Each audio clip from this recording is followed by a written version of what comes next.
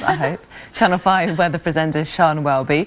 And Sian, apart from a couple of days of nice weather at the end of May, it hasn't stopped raining, has it? It's so unusual. It feels like forever, but you know, it's the British weather. We love to hate it. And in fact, March, that's not that long ago, that was lovely. And that's because the jet stream was in the north, allowing southerly winds in, high pressure in charge. And that's when we had the lovely weather. But as soon as that high pressure moved further south, as did the jet stream, and in April, I mean, it was an absolute washout, the wettest April we've had for over 100 years.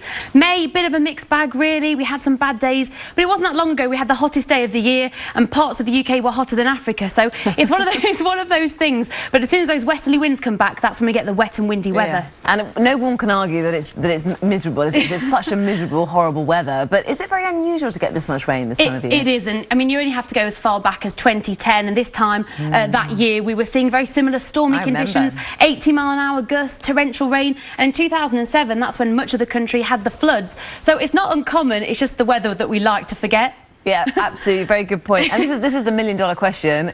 Is it going to last? Oh, well, I'd love to say we could crack out the barbecues and the summer's on its way, but it's a real tricky question. And of course, with long-term weather, you just can never be 100% sure. It looks as though as the days go by, we'll have a few wet and windy days, followed by some sunny and dry days. So, you know, fingers crossed. But I think if we didn't get the bad weather, we wouldn't celebrate the good weather as much, would we? We're certainly mad when the good weather comes. This weekend, quickly, one nice day on Saturday and then Sunday looking a bit wet. Yeah, Saturday looks as though we should get some sunshine, particularly in the southern half of the UK. But it's Saturday night into Sunday, a bit of uncertainty, could be some rain pushing in.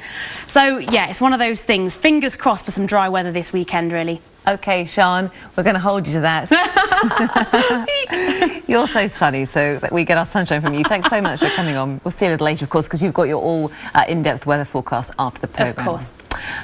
Hi, I'm Sian Welby. Well, we have another duck photograph today, this time by Ellie Bamforth. If you have any cute animal pictures, why not tweet them into @5_news. Really easy. So this evening, there's still some tricky driving conditions. A lot of wet weather and gusty winds, particularly across southern parts of England and Wales. In fact, Wales getting the brunt of this wet weather. We could see some trees blown over in the roads. Do be aware of this. Now, overnight, the rain will continue over Wales, the northwest Midlands, northern England and southern Scotland. And by the morning, there could be up to 25 millimetres of rain. The southern counties of England will be drier, starting off a little bit chilly, but the afternoon will pick up with highs of 17.